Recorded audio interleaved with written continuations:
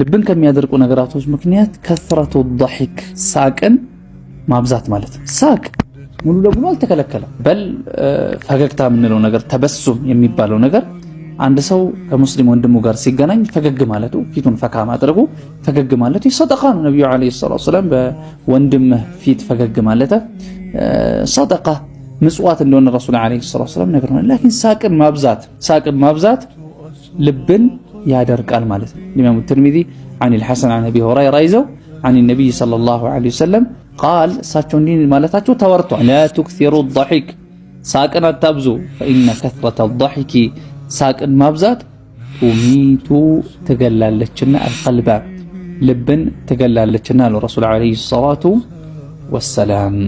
وقال روي عن الحسن قوله حسن البصري رحمه الله يعني ንግግር የዚህ ንግግር يعني መልእክቱ ምንድነው? ይሄ ንግግር ከሐሰን አልበስሪ رحمه الله ከሳቸው ተወጥቷል። በአሁኑ ሰዓት مع الاسف ብዙዎቻችን በተለይ እነዚህ ሾርት ቪዲዮዎች ከመጡ በኋላ ቲክቶክ ላይ ኢንስታግራም ላይ ምናምን ለአንዳንድ ሰው ቀኑን ሙሉ ስክሮል ሲያደርግ የሚያያቸው ቪዲዮዎች የሚያስቁ ናቸው። ቀኑን ሙሉ እየሳቀ እየገለፈጠ ይውላል። ከዛ በኋላ ልቡ ይደርቃል። ልቡ ከደረቀ من آثار قسوة القلب ከልብ ድርቅና ፋናዎች ምንድነው? የተካሰሉ عن العبادات ከአምልኮች ይሳነፋል፣ አምልኮች ይከብዱታል። በኋላ ላይ ደግሞ ልቡ ሲደርቅ ወንጀሎች ገር ይሆኑለታል ማለት ነው። ይሄ ሁላ በምን ምክንያት ሊሆን ይችላል?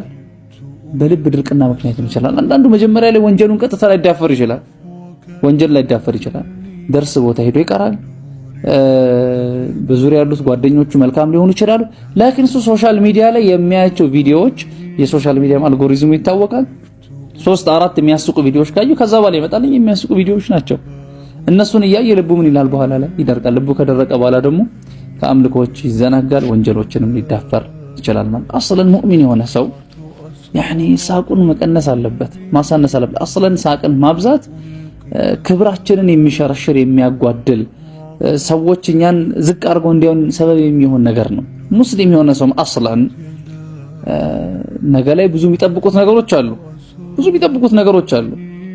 አንዳንድ ሰው ዱንያዊ ፈተና ላይ ይጨናነቃል። ፈተና ሲቀርብበት ሲሪየስ ሆኖ ላይብረሪ ይገባል፣ ያጠናል፣ ምን ይላል። አንዳንዱ ለምሳሌ የሥራ ኢንተርቪው ሲኖርበት ያ ጉዳይ ያስጨንቋል ኢላ አኺሪ። እኛ ሙእሚን ሆነ ሲበልጥ የሚያስጨንቀን ነገር አለ። ነገ ላይ ሞት አለብን፣ ነገ ላይ አኺራ አለ። አኺራ ላይ ፈሪቁን ፊል ጀነቲ ወፈሪቁን ፊስ ሰዒር። የሁላ ነገር እያለብኝ መሳቅ መገልፈጥ አስፈላጊ አይደለም ማለት ነው። ማብዛቱ አስፈላጊ አይደለም።